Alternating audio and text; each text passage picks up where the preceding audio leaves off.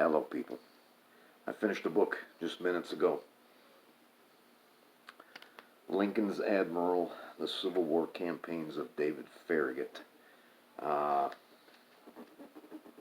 this was not a great book. It was okay. I got some info out of it. Uh, just finishing another book a few days ago by some brilliant authors. Really, when you read something like this, it really drives home all authors are not created equally. This book, I don't know, it's hard to explain.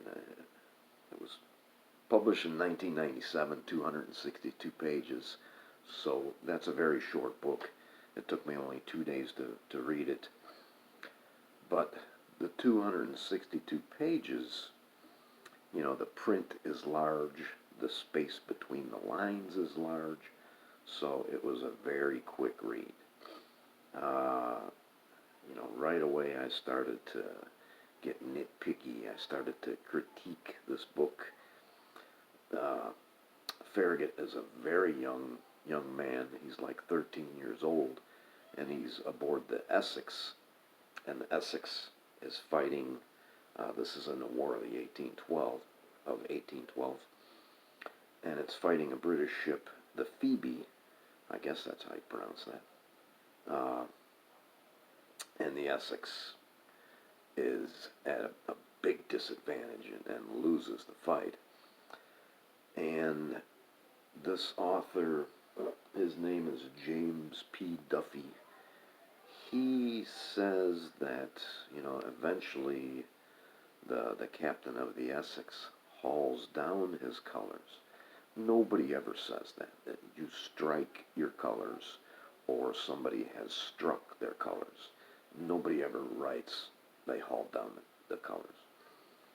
I Google the author, which I usually do. He's a very accomplished man.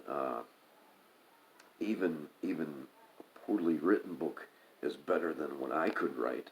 So I give him that credit, but he's probably better off doing other things. The book mentions a guy, Alfred T. Mahan, and Mahan writes a book.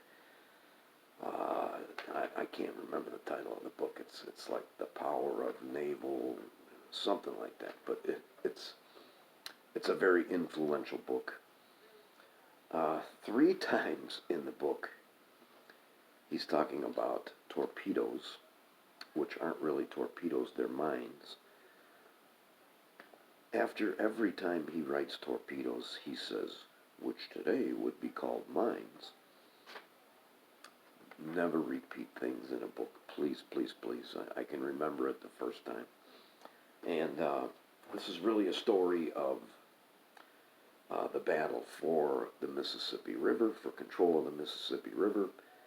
Farragut is on board several ships when they run under the guns of Vicksburg and several other places. They end up getting control of the entire Mississippi. It's the story of the federal forces take New Orleans, which, what a blunder to allow New Orleans to be taken like that pretty early in the war. And then it ends with Mobile Bay, and Mobile Bay, there's a big battle there. And that's the only reading I'm going to do. It's page 247.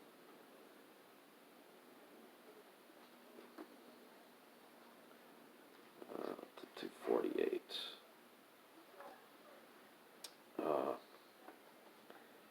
One of the ships gets out of line, and because they have to go through this channel.